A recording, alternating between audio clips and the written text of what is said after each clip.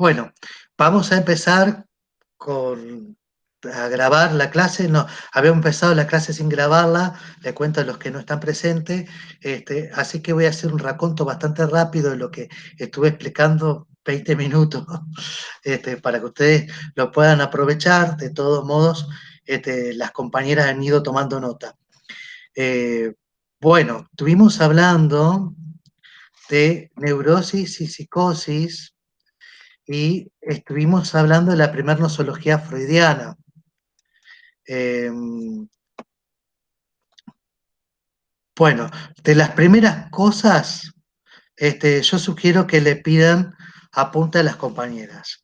Y yo voy a empezar con tratar de explicar la diferencia entre neurosis y psicosis a partir de un cuadro para que ustedes rápidamente puedan entender lo que es la división que no es propia de Freud, de neurosis y psicosis, y puedan ver de dónde proviene, y Freud la recibe de Henry Hayes, en donde va a designar que el médico escocés Cullen, que va a acuñar la terminología neurosis para designar a las afecciones del sistema nervioso.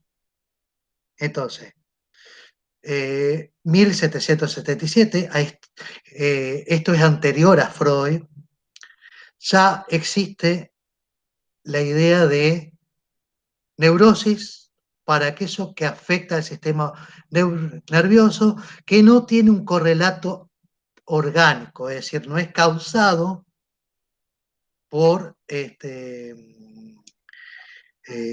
alguna dificultad en el organismo o alguna falla en algún órgano.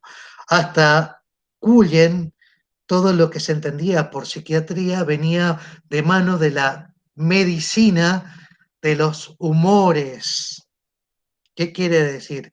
Todo se explicaba por una cierta funcionamiento químico del organismo, pero que no se podía explicar más allá de eso. Por eso toda la medicina milenaria, china, de Hipócrates, griega, trabajaba mucho con trabajar algunas cuestiones que tienen que ver con los olores, con los cambios este, eh, eh, de sustancias y demás.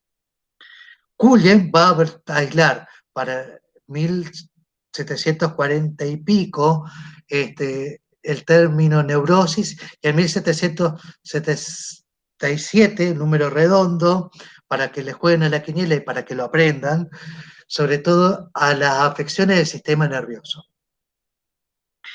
Feuerleben, que era el decano de la Facultad de Viena, o sea que Freud lo conoce de primera mano, en 1847 introduce el término psicosis, designando a las enfermedades mentales. ¿Qué quiere decir psicosis? Aquello que es de carácter ideativo, que está en la mente, en el pensamiento, que tiene algún que no está en alguna parte del cuerpo, que no se va a manifestar en lo nervioso, sino que se va a manifestar justamente en lo ideativo, en idea, en pensamiento. Para que ustedes entiendan la idea de mente que nos deja, el gran legado que nos deja Descartes, le mens de Descartes es lo que estoy pensando, es lo que en este momento tengo en la cabeza, como se dice, ¿no? Bueno, esta es la psiquiatría que Freud va a heredar y con la que Freud va a trabajar. Entonces, quiero que tengan en cuenta este tipo de cuestiones.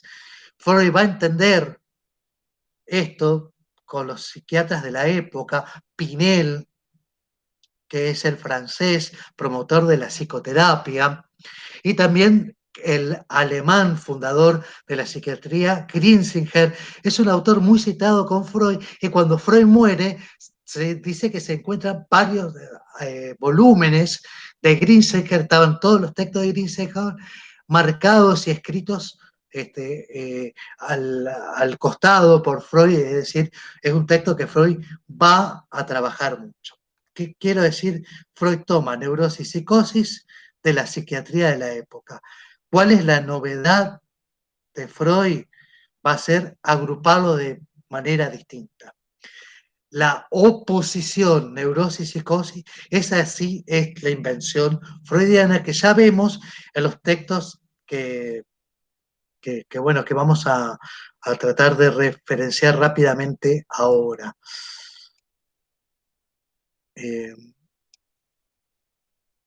bueno, vemos en esto lo pasamos rápidamente, después lo puedo pasar el PowerPoint, y los compañeros se lo pueden explicar para no demorarnos tanto.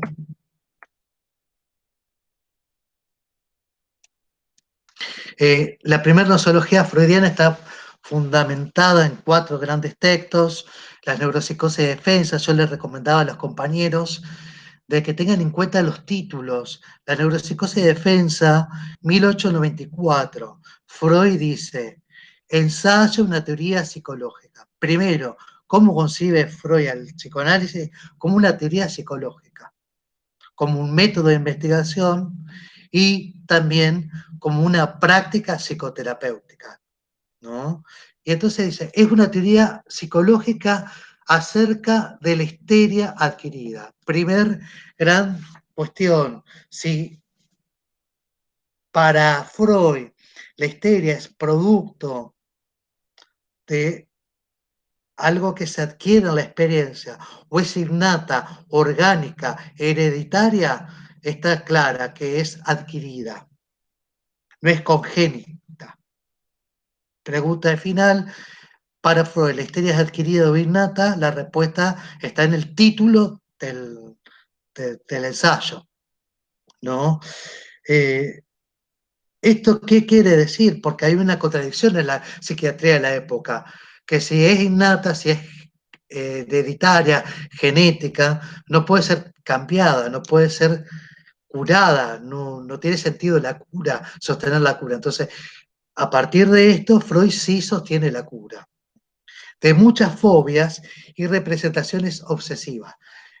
Representaciones obsesivas quiere decir que Freud todavía no tiene la categoría clínica neurosis obsesiva. Primer gran marcación que yo le hacía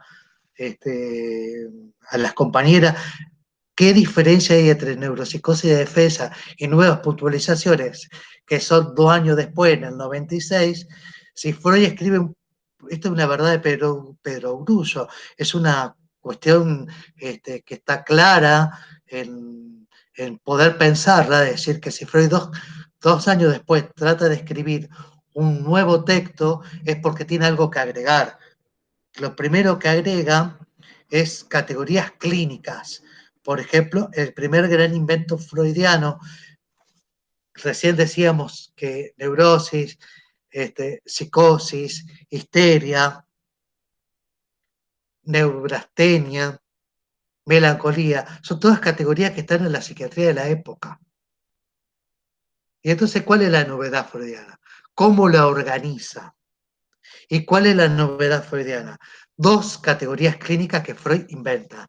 Una es la neurosis obsesiva, que ya la va a poder nombrar en el segundo artículo, en las nuevas puntualizaciones. Y en el primero dice representaciones, ciertas representaciones obsesivas. Todavía no lo puede denominar como un cuadro clínico propiamente dicho. Y la otra es las neurosis actuales, la neurosis de angustia, que le va a dedicar Freud justamente un texto completo, porque en este texto sobre la justificación de separar la neurastenia, Freud le responde a un psiquiatra de la época, Beer, que tiene como una especie de DSM-4 con toda la sintomatología de la neurastenia, y dice Freud, si coincidimos con Beer en toda la sintomatología que él describe, prácticamente todos nuestros actos deberían ser neurastenia. Al hacer una descripción tan extensa, todo es neurastenia. Y transforma Peer, por ejemplo, la neurastenia en una gran bolsa de gatos en donde no se diferencia. La neurastenia tiene un síntoma muy específico y así lo va describiendo Freud.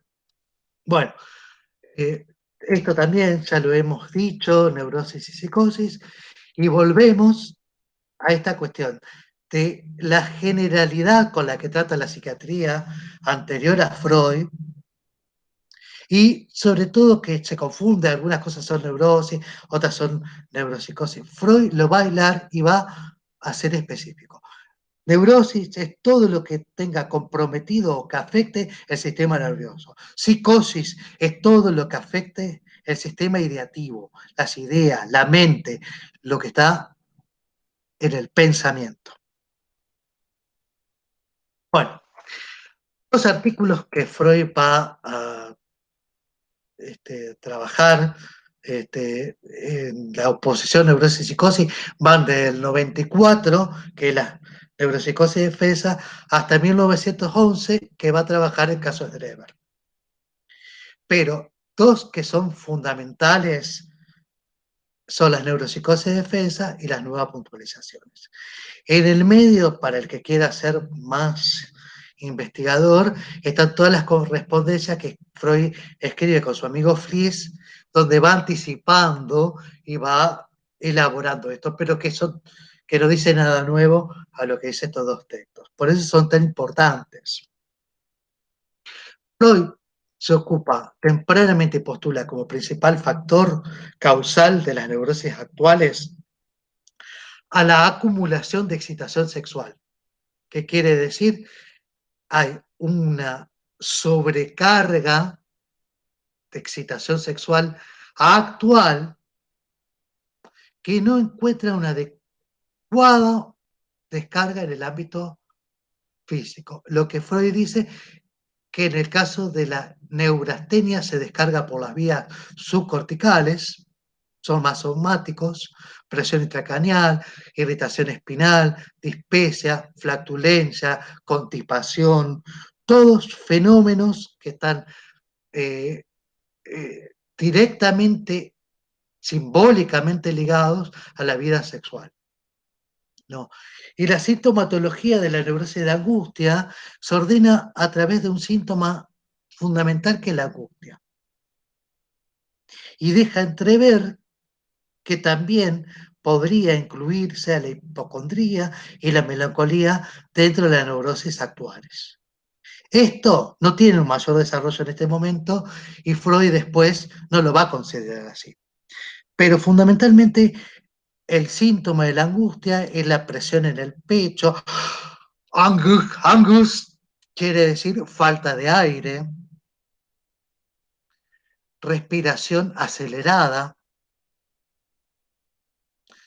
sentimiento de inestabilidad. Cuando establece las neuropsicosis de defensa, el motivo de defensa divide aguas. ¿Qué es lo que divide una neurosis actual de una neuropsicosis de defensa? La defensa. En la acción de defensa. Para la defensa tiene que haber un mecanismo psíquico que la establezca, que es la represión. Y entonces, en esa represión, Freud va a decir que las neuropsicosis intervienen dos tiempos, uno actual y uno que es pretérita, del pasado, pero no del pasado cercano, ayer, anteayer, del pasado remoto, de la infancia. Bueno, en la neuropsicosis de defensa, bueno, vemos un poco un tratamiento amplio y detallado de la defensa como aquello que constituye la base de la neuropsicosis. La defensa, el concepto de defensa como aquel mecanismo mecanismo psíquico que permite aunar que en una categoría clínica la neurosis obsesiva, las fobias, la histeria y la psicosis alucinatoria. Después vamos a ver que en las nuevas puntualizaciones Freud va a separar la psicosis justamente porque va a decir hay una defensa que es mucho más aversiva, más intensa, que hace que junto con el yo, de aquello que se defiende, también una parte del yo, de la realidad, del contacto del yo con la realidad, sea también, se defienda de eso y sea enviado a la represión. Entonces, propiamente en las neuropsicosis, las nuevas puntualizaciones, Freud va a cambiar un poco esto, porque va a decir, propiamente para la psicosis vamos a hablar de una defensa, mientras que la neuropsicosis sí vamos a hablar de represión. Pero en las dos aparece esto como frente a la representación inconciliable de naturaleza sexual. Rápidamente el mecanismo de formación de síntomas, decimos que hay una representación inconciliable, que ni el afecto ni la representación pueden ser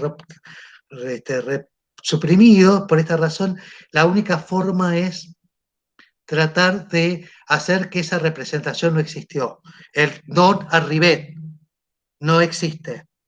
Dice, esto es imposible, porque sí existe. Si le plantea exigencia al psiquismo es porque existe.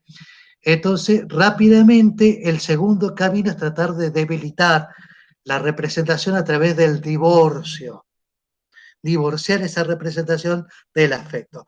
Acá hay una eh, cuestión que Freud nunca abandona. Hay un supuesto teórico que Freud nunca abandona, y a pesar de que hay varios cambios en su obra, nunca, en esto nunca va a cambiar, como lo mismo que la hipótesis auxiliar. Freud nunca abandona la idea de que la represión recae siempre sobre representaciones.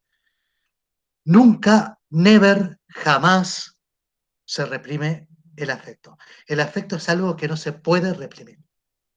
Para Freud, esto hagan el juego de palabras. Lo que se reprime es la representación. Represión, representación. Nunca, jamás un afecto. Esa represión le plantea una nueva dificultad, un nuevo problema, que se hace con ese afecto libre. Y ahí es donde se diferencia que la histeria se transpone en el cuerpo, se objetiva en el cuerpo, se convierte en el cuerpo, y en la neurosis obsesiva va a fallar esa predisposición y permanece en el ámbito de lo psíquico a través del falso enlace. Es decir, termina siendo una idea ideativa. Por eso hay un acto que se repite todo el tiempo. Se lava las manos, vuelve y vuelve a ver si cerró la puerta, el neurótico obsesivo, y demás. Freud revisa y reelabora su teoría. La defensa se vuelve nociva en el punto en que se dirige a ciertas representaciones que generan displacer. Y ese displacer es tan intenso como la vivencia original. En este punto, Freud trata de resolver de qué sexualidad está hablando. Este tema se termina de entender bien claramente en 1905 con 3 ensayos, cuando Freud habla claramente de que existe una sexualidad infantil y que la puede caracterizar, ¿no? Esa sexualidad infantil, justamente por eso es dos tiempos, y un tiempo es la infancia, es la fuente de desprendimiento de desplacer. ¿Por qué? Porque Freud ubica acá la vivencia traumática de índole sexual. Es decir, en esa vivencia infantil de sexualidad infantil, en ese tiempo pretérito pasado que está reprimido y que solo mediante análisis se accede, y lo actual, es decir, el presente, en donde aparece el síntoma, ¿qué media? Y Freud va a decir la pubertad. ¿Por qué es importante la pubertad?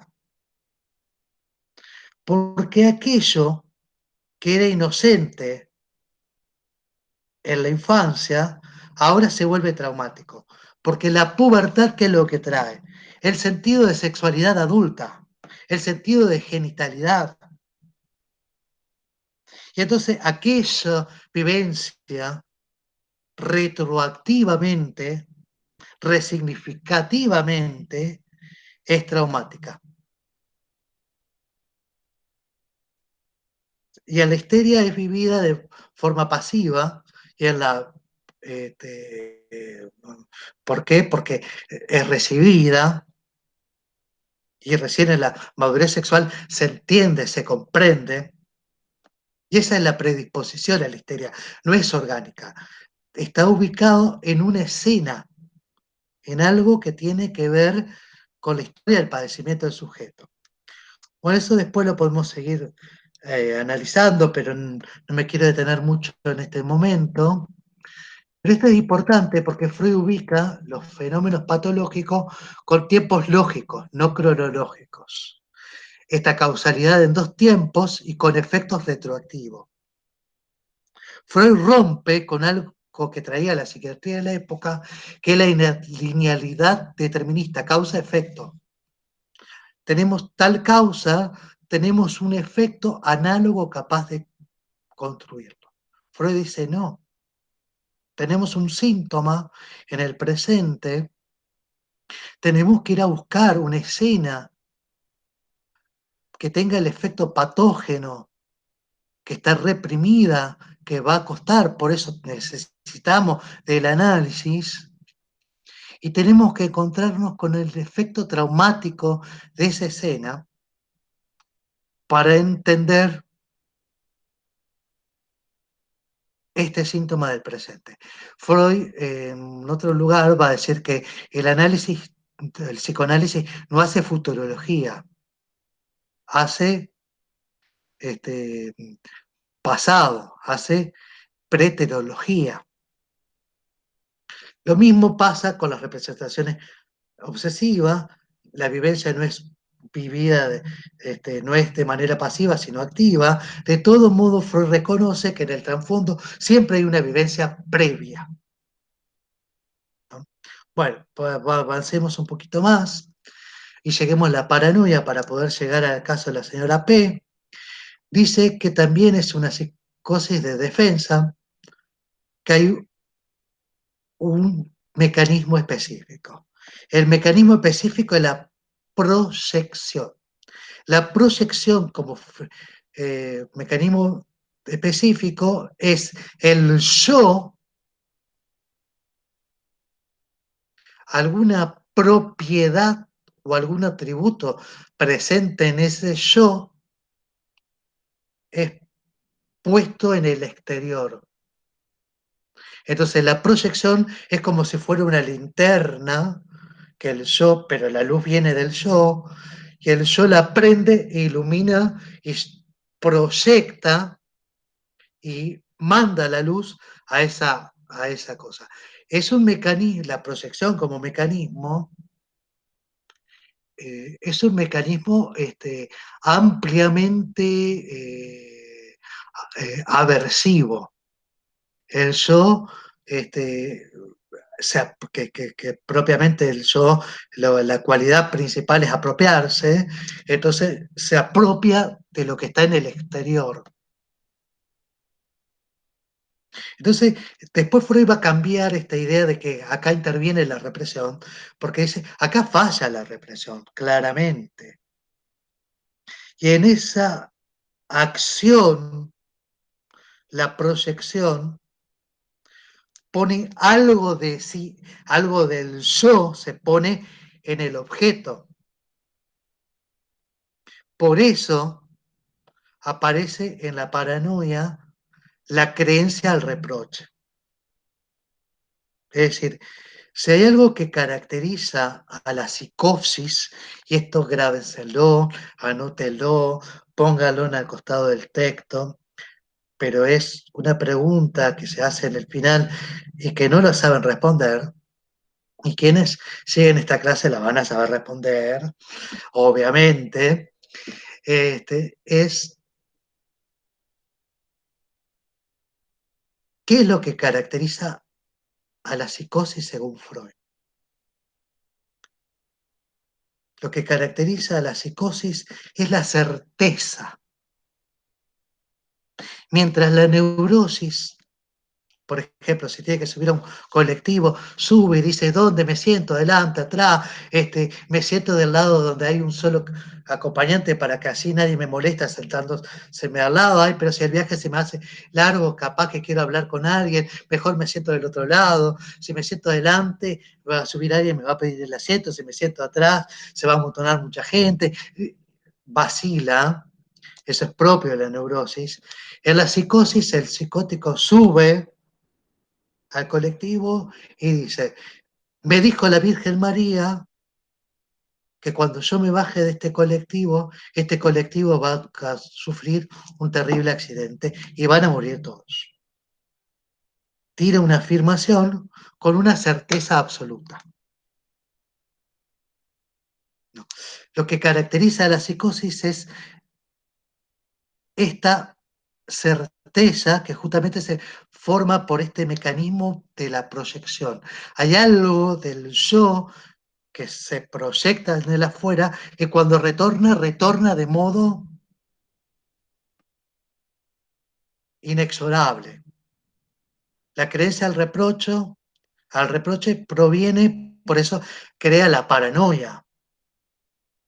La paranoia es perseguido. ¿Pero por qué es perseguido? Porque tiene la certeza de que es perseguido. En la psicosis, el psicótico va caminando por la misma línea de baldosas, porque si no pisa esa baldosa, los autos que pasan son investigadores del FBI que están tratando de leer sus pensamientos y ver qué es lo que está pensando. ¿Se entiende? Bueno, Sí, profe, se sí, entiende. bueno, me alegro. A esto se debe que la modalidad del retorno en los reproches reprimidos sea algo particular en la paranoia.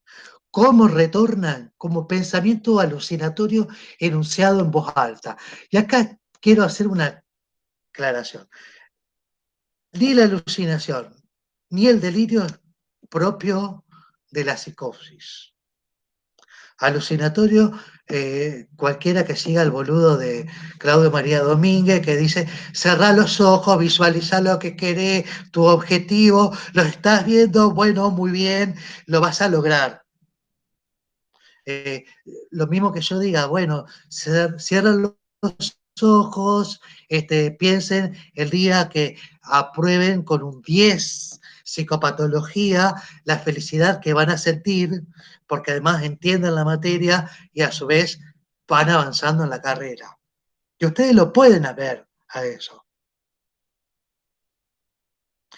Y el delirio también, cuando uno dice, bueno, tienen, yo cuando, por ejemplo, de que cómo caramba hago esta clase para que sea entretenida. Bueno, voy a hacer un texto.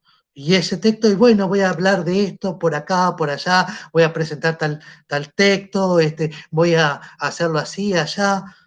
Este texto que ustedes están leyendo en la diapositiva no es el texto de Freud. Ahora, muchas cosas que estoy diciendo acá les va a ayudar a entender el texto de Freud. Entonces, ¿y eso qué es? Es un delirio organizado para que yo primero lo tengo que ver en mi mente y después lo voy sacando y lo voy armando en el texto.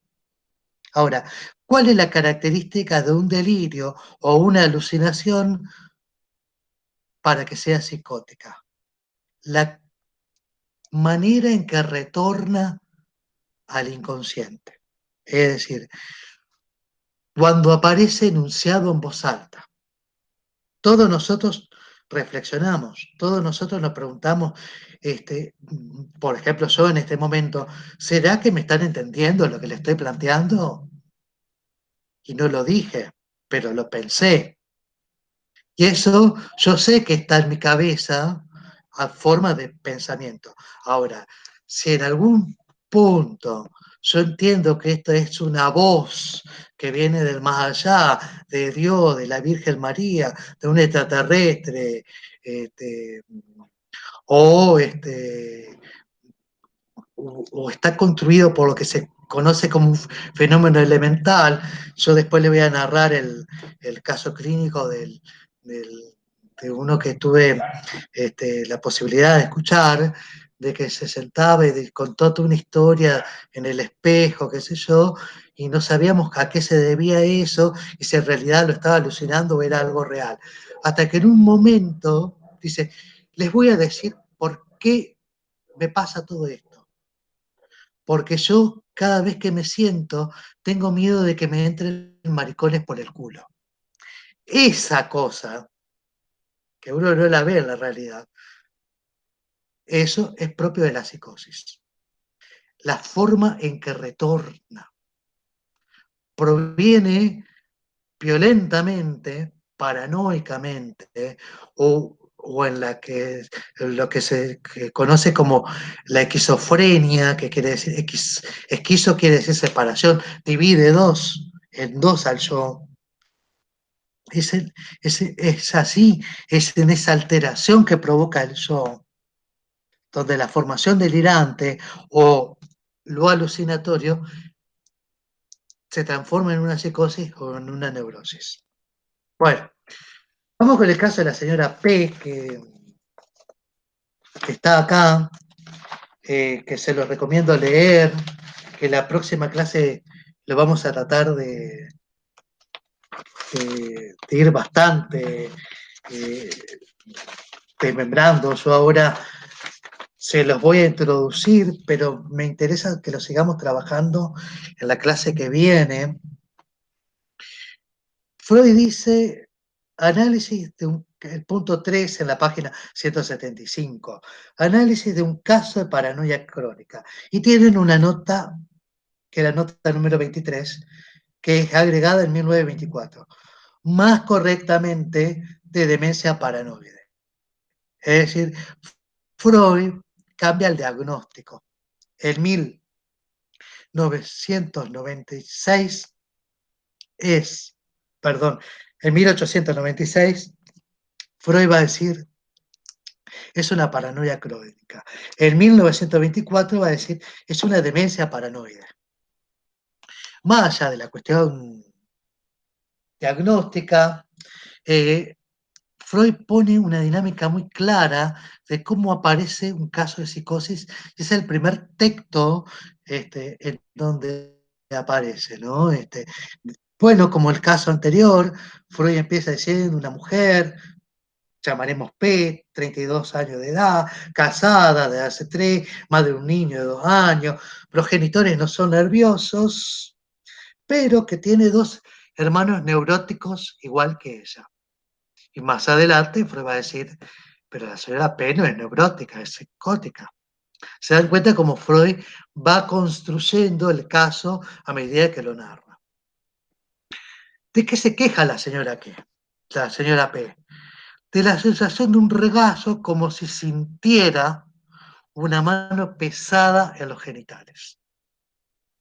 Esta sensación que es corporal, como que si hubiera una mano que estuviera sobre sus genitales, se hace presente cuando está sola con la mucama y hay una serie de pensamientos que tiene sobre la empleada que es erótico, pero no es referida a ella.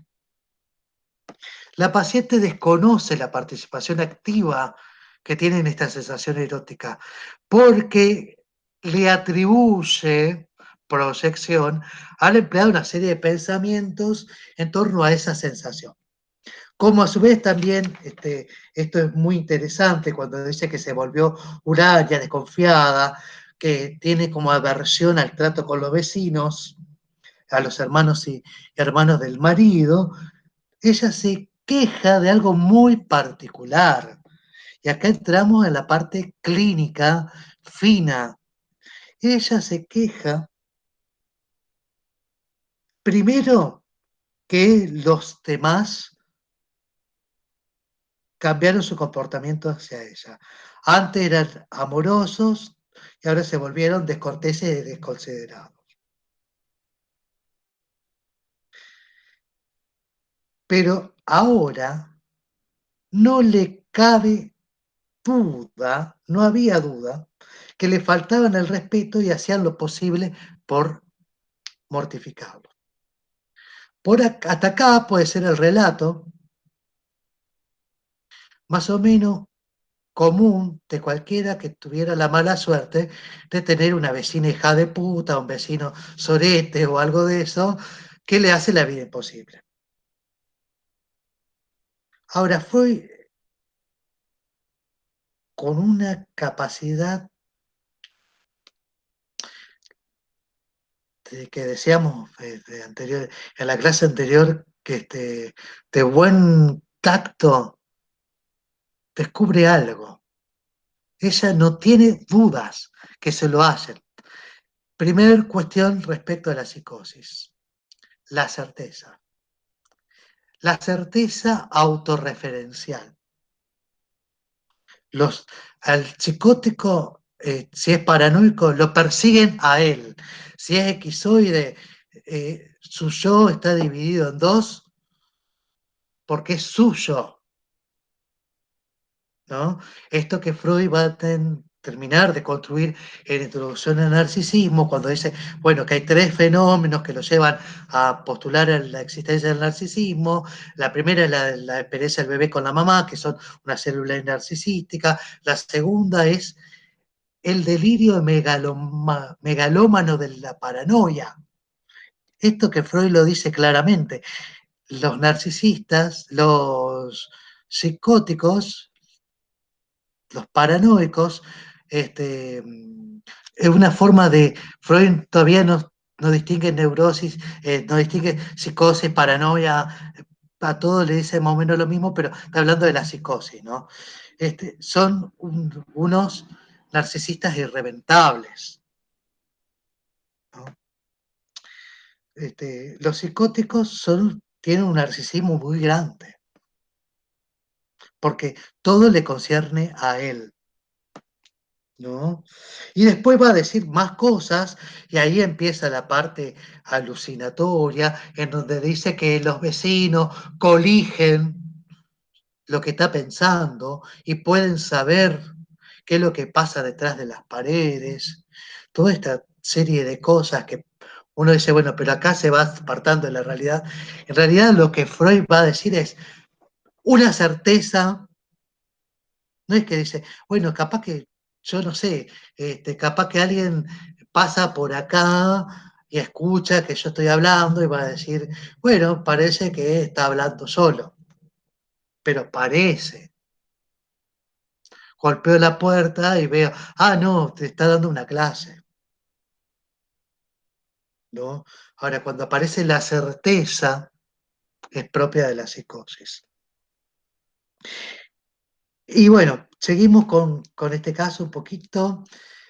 Siempre hay un tercero que aparece con una sanción del otro. Esto Lacan después lo va a trabajar muy bien cuando distingue entre el otro con mayúscula, el autre, que es del lenguaje, el otro con mayúscula, y el otro con minúscula, que es el semejante. El vecino, que es el marido, que es la mucama, que es la otra persona con la que se relaciona. Pero siempre hay un autre del lenguaje que está acá modificado y hay un autre, un otro, que es semejante, que también está interviniendo en esta escena. ¿Se dan cuenta de cómo lo que aparece con este tercero en la línea del pensamiento le provoca una experiencia corporal, de la cual ella tiene certeza? La lógica de la defensa se trastoca. El síntoma defensivo se alinea con esta inocencia inicial y se conforma con esta idea de desconfianza hacia otros. Y es aquí donde Freud va a decir que el mecanismo propio de la psicosis es la proyección. El modo de defenderse, como en la neurosis, es propiamente la represión, en la psicosis es la proyección. La defensa de la psicosis es la proyección.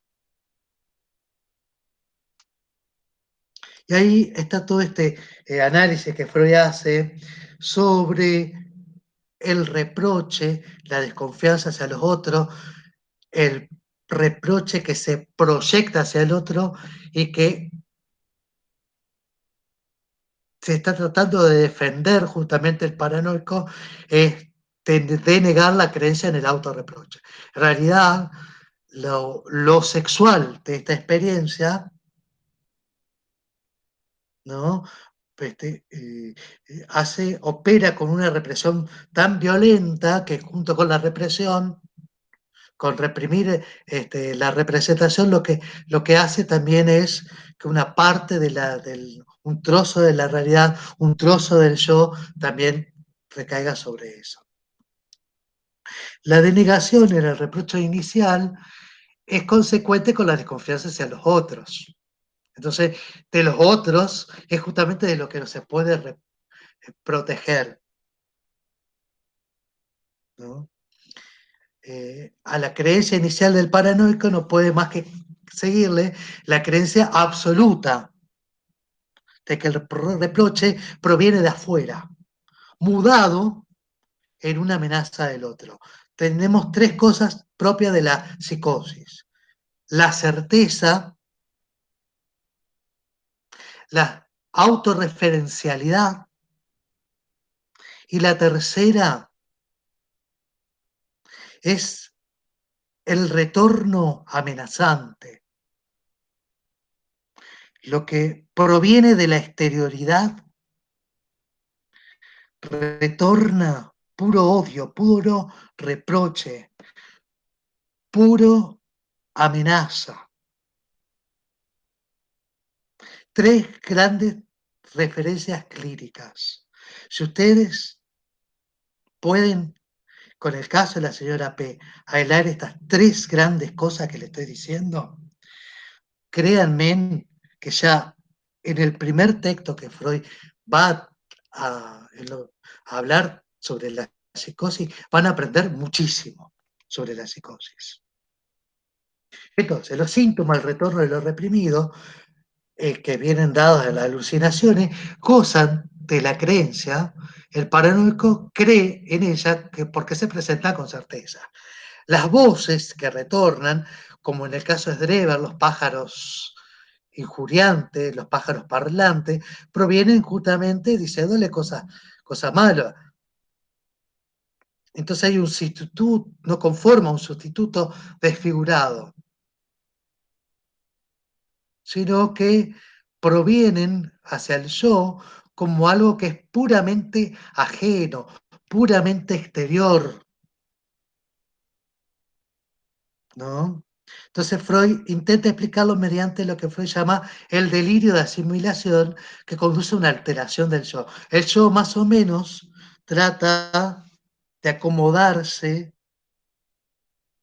Delirio, ustedes saben que quiere decir salido del surco. Cuando descarrila, el yo rápidamente trata de acomodarse con la formación delirante. Ya vamos a seguir viendo estas cosas más adelante, no se preocupen, pero me interesa que entiendan estas cosas. Y acá se produce el avasallamiento del yo. El yo es atropellado, justamente la defensa fracasa, el reproche se instala a través de la alucinación, y es algo de lo que no se puede esconder, no puede huir de esto. Entonces, este proceso, justamente, en contraposición a lo que decíamos recién, de que Freud va a descubrir que la paranoia, hay un narcisismo gigante, paradojalmente también en ese intento megalómano del yo, también hay un gran empobrecimiento, porque ese yo después no puede terminar conectando con la realidad, con los otros, con el lenguaje, se empequeñece, ¿no? Lo inconciliable se opone a la creencia de prestar a la alucinación que impide luchar contra ella. No hay síntoma de lucha defensiva secundaria como si lo veíamos en la neurosis. La histérica no puede caminar porque se le paraliza la pierna, el neurótico obsesivo no sabe nada de lo que padece el shock, pero sí se da cuenta que hay algo raro que hace, que regresa 45 veces a ver si cerró la puerta con llave, que se lava las manos cada vez que toca algo. Eh, hay efectos secundarios. En la psicosis vemos que no. Bueno, ya en 1986, Freud, el elemento que comanda la paranoia es el mecanismo proyectivo, con lo cual hay una desautorización de la creencia en el reproche. Esto marca una particular posición respecto a cómo el inconsciente, del cual todavía van a faltar unos años, porque Freud recién lo va a poder postular al inconsciente en la interpretación de los sueños en el 1900, pero ya Freud está teniendo en cuenta de que en el inconsciente aparece algo olvidado que vence las resistencias. El problema que constata Freud es que aquello de lo cual se había defendido en realidad volvía, retornaba bajo la forma de alucinaciones. Ella oía o alucinaba interiormente como sus voces traían las indicaciones que provenían del inconsciente. Por lo tanto, todo el trabajo de reproducción del recuerdo y el descubrimiento de todas las cadenas asociativas condensadas en el sustituto ya no parecía tan necesario. Es decir, Freud está diciendo, acá no hay que hacer trabajo de análisis. El reproche original aparecería reforzado alucinatorio a través de un recuerdo que se reproducía por vía alucinatoria cada vez más inalterada, que retornaba con sus propios pensamientos dichos en voz alta, pero esta vez no les son propios, sino que son ajenos. Es más, los intentos para recuperar el recuerdo podían producir la actualización. Es lo que Freud ya está diciendo en este texto, es que si interpretamos la alucinación o el delirio, la psicosis, lo que hacemos es provocar justamente una intromisión en la conversión de esas sensaciones displacenteras y en vez de ayudar, complicamos más, ¿no? Entonces, dice Freud, en este caso, lo que hay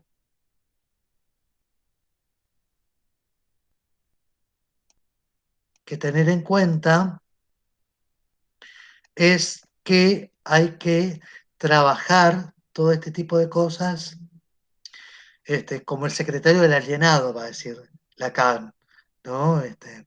Bueno, sí, tratemos de terminar estas ideas. La desfiguración en la histeria de la neurosis obsesiva son más simples. Es impresionante todo lo que hace el yo para no entenderse y convoca a la represión justamente por vía de la desfiguración. La represión en Freud siempre va a ser la misma. La definición de represión: esfuerzo al desalojo. Hay una representación que no se tolera y hay un esfuerzo al desalojo, definición de represión, reparte de esa representación. ¿Qué pasa con la psicosis? ¿Qué pasa con la paranoia? Falla la represión. Es decir, no se puede desalojar esa representación. Entonces, en ese intento de expulsar esa representación del yo, lo que hace, se genera la proyección, es decir, una parte del yo se proyecta sobre el objeto y en el objeto después va a retornar, de modo que forma la paranoia. Bueno, con esto espero haber explicado a grandes rasgos lo que es el caso de la señora P. Yo les recomiendo que hagan un ejercicio, porque Freud para escribir es muy ordenado, y entonces va presentando ciertas cosas del caso de la señora P, y más adelante, 2 o 3 párrafos más adelante, va a decir, cuando aparece este síntoma, yo interpreto o yo creo que pasa tal cosa. Hagan un cuadro de doble entrada.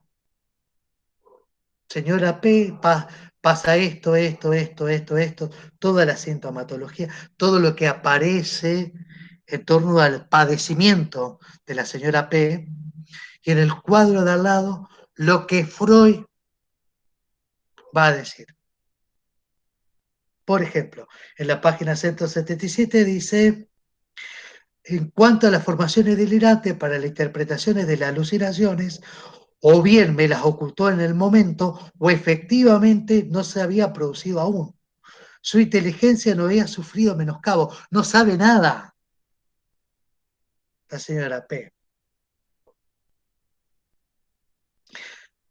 Como cosa llamativa, solo me informaron que repetidas veces visitaba a su hermano, que vivía en la vecindad, para encargarlo algo, pero que nunca le había dicho nada.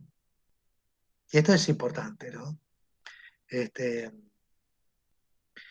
Finalmente, hay varias cuestiones que Freud va a ir desglosando allí.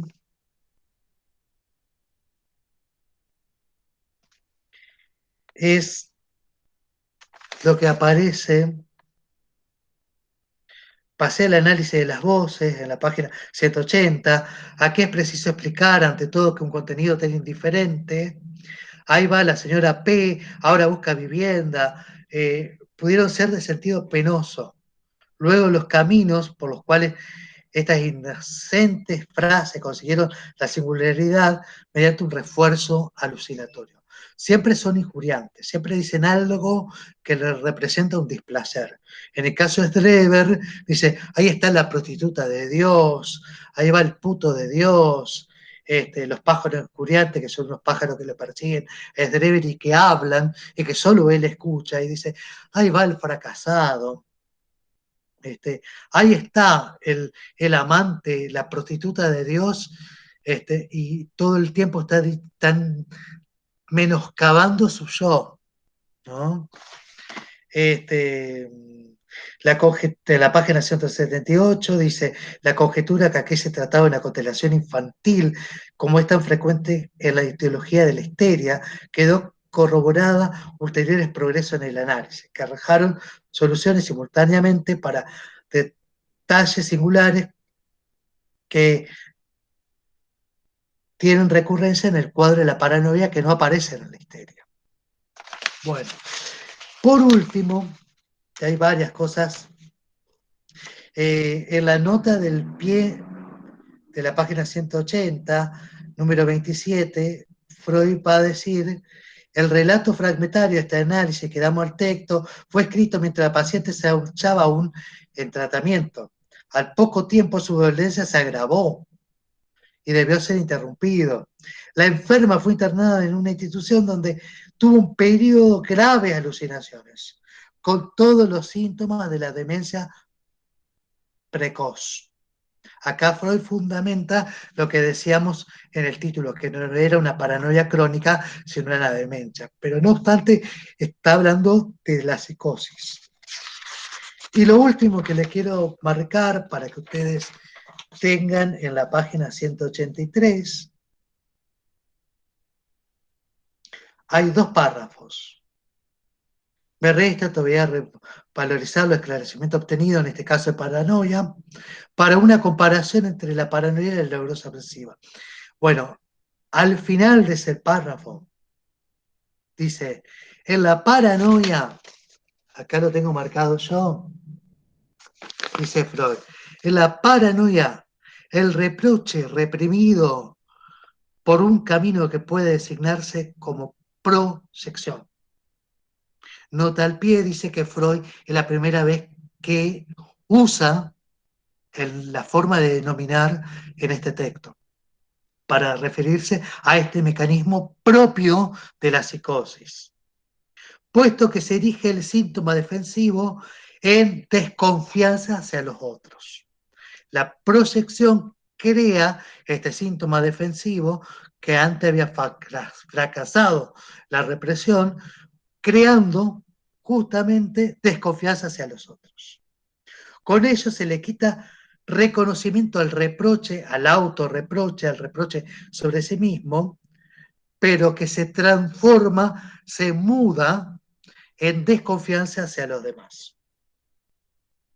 Y en esta compensación falta luego lo que va a aparecer en ese retorno de la proyección que se da hacia el yo, en donde se va a tener que proteger de esos reproches que vienen dados en ideas delirantes. Lo alucinatorio, lo delirante, decíamos, no es propio de la psicosis, también en la neurosis, todos alucinamos, todos deliramos en alguna oportunidad. Si yo le dijera, con esta clase ustedes van a probar el final de psicopatología, ustedes dirán, está delirando. ¿Sí? Está delirando, porque eso todavía no sucedió en la realidad. Pero puede pasar que le pregunten sobre el mecanismo de la neurosis que Freud habla, que Freud dice sobre la psicosis, y ustedes recuerden toda esta clase, expongan un final y lo aprueben. Esa es neurosis.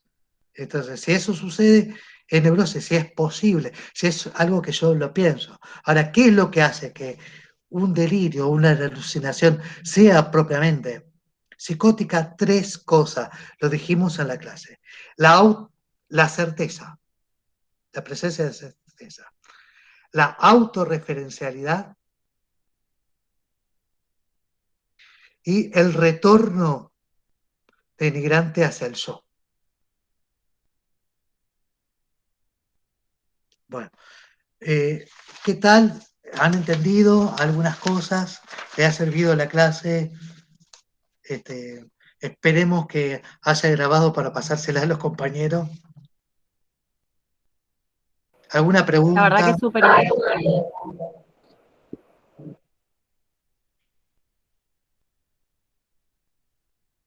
Bueno. A mí, yo no quiero hablar mucho porque estoy complicada con la voz, pero a mí me aclaró bastante el tema de lo que es neurosis y psicosis, así que por mi lado bien. Bueno, yo les voy a pasar la clase. ¿Qué conviene? Que les pase el Google Drive. Yo se lo pasé a Fernando. Fernando seguramente lo va a subir en algún momento, pero si ustedes quieren recuperar esta clase, yo se la puedo pasar por Google Drive o la puedo bajar y la puedo subir a un canal de YouTube que yo tengo para que ustedes después la puedan ver en el momento que quieran y les paso la diapositiva y también les paso la clase. Lo que es, déjenme aclararles, la clase no reemplaza al texto. ¿Qué podemos decir los docentes? La genialidad no está en quien da la clase, ni Fernando, ni yo, ni ningún otro que pueda dar psicopatología. La genialidad está en los descubrimientos que han hecho los textos, ¿no? Se vayan al texto, en los textos está todo. Entonces, si esto lo ayuda al abordaje del texto, genial, pero no reemplaza. Volveremos a tener una clase la próxima semana, el martes a las 19, por, por el mismo Meet, más allá de que haya retorno o no, presencial. Y la clase que viene vamos a trabajar Colette Soler. Yo después le voy a pasar el texto como hicimos. El puente que yo tengo es Geraldine. Vos, Geraldine, tenés contacto con todos tus compañeros, ¿no? Sí, profe, tenemos un grupo de WhatsApp y yo ni bien recibo novedades de usted, las vuelco al grupo, ya sea el link para hoy, el material para leer y demás. ¿Qué les conviene? ¿Y qué les conviene? Les conviene que se la suba a YouTube y les pase el link, o que les pase directamente la carpeta de Drive y ustedes la puedan ver desde ahí.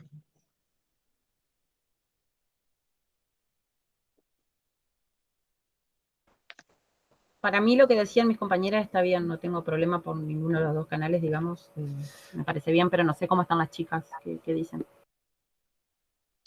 Mientras... Sí, Celeste. No, que a mí me da igual también. Lo que sí nos había pasado con un par de profesores que los drive no podíamos abrirlos siempre.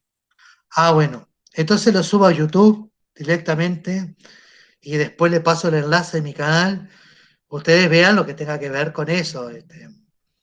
Pues yo después tengo curso de inglés, esas cosas, no creo que les sirvan para nada, digamos. Pero sí, lo voy a subir a YouTube y después le paso el canal para que la puedan recuperar y puedan preparar para el parcial. No se duerman porque vamos a ir viendo a cachetada de loco muchas cosas. Yo por ahí me apuro un poco en tirarle mucha información porque sé que no tuvimos un práctico anual, entonces hay que tratar de condensar lo más que se pueda en un cuatrimestre.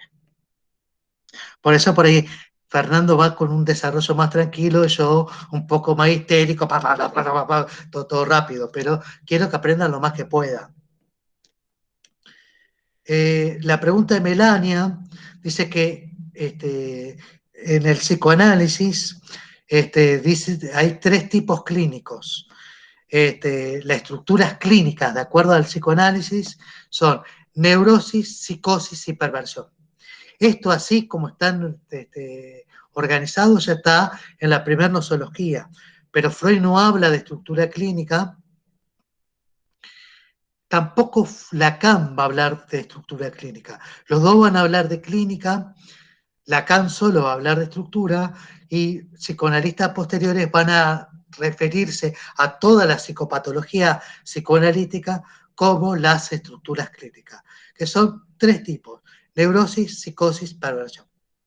De las cuales neurosis es el gran grupo con el cual encontramos grandes cantidades, psicosis son los menos, y perversión prácticamente es una categoría clínica que no aparece. Por eso se da muy poco. Bueno, que queda para que yo le envíe el enlace de YouTube, les mande los materiales. ¿Les sirve que les mande los textos y el trabajito que yo hice para que ustedes puedan recuperar el estudio? Sí, profe, sí, para mí sí, mis compañeros. Bueno, y vayan estudiando, acá no hay secreto. Sino en los 20 minutos de fama, que el viernes tenemos también mesa con Fernando, en los 20 minutos de fama, ustedes después no saben qué decir. Vayan leyendo, vayan apropiándose, vayan interiorizando todas estas cosas que vamos diciendo, tanto Fernando como yo, para que ustedes después puedan también aplicarlo, entenderlo y aplicarlo. Espero que hayan entendido bastante.